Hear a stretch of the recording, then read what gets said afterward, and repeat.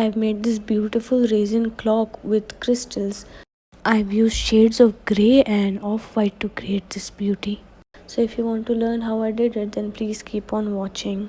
So first of all, I've just prepared my board. This is an MDF board. I've prepared it with gesso and I've placed the crystals in the formation that I want. Now this is a bonus technique for all of you, for the beginners who don't know how to open their resin bottles. So you can just pierce it with the scissors and the bottle will be open.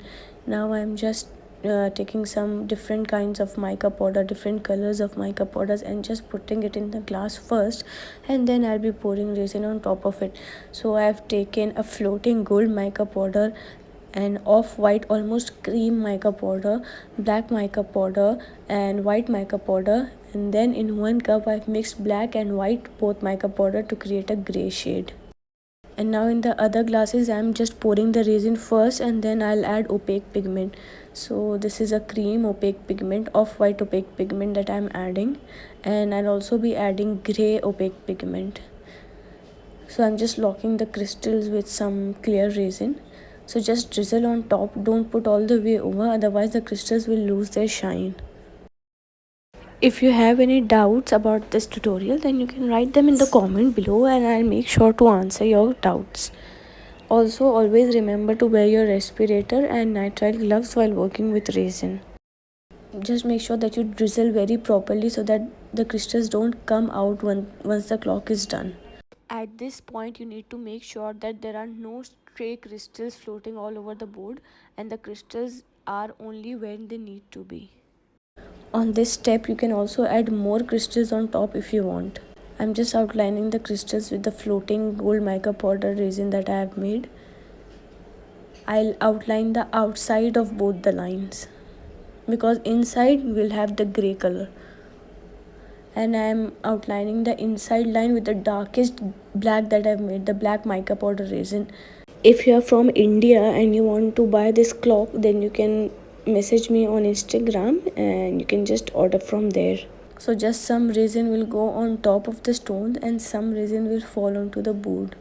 To the outer area I'm adding the cream mica powder one resin, and inside I'm just randomly creating patterns with different shades of grey. Also, if you may notice, then I've added a piece of straw in the center to prevent the resin from falling from the center. And my straw was too thin, so I just added some tape to make it thicker and I've just placed it in the center hole. I'm not pouring it all the way up. I'm not just covering the whole board because then I'll just spread it with my hands or with my ice cream stick and it will cover everything.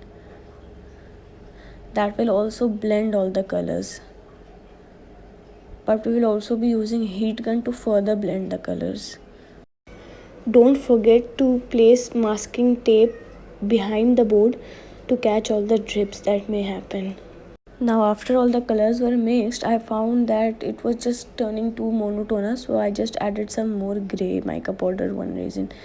And now to the outside also I've added the cream resin to create a contrast effect between the mica powder and the opaque pigment, and I'm just creating some swirls with my ice cream stick. Now I'll also create some swirls on the inside grey part too.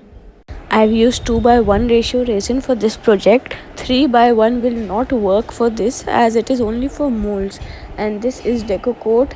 I've ordered it from Penwalas. I am adding some gold color in the inside, the grey part as well as the cream part, in swirling motions only.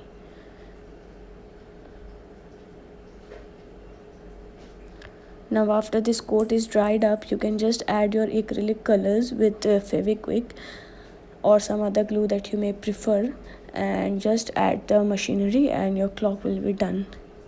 I'm using heat gun to blow all the bubbles.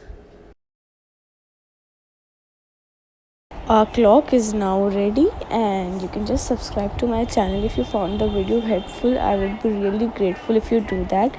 I am a new creator and I need a lot of support. Thank you so much for watching.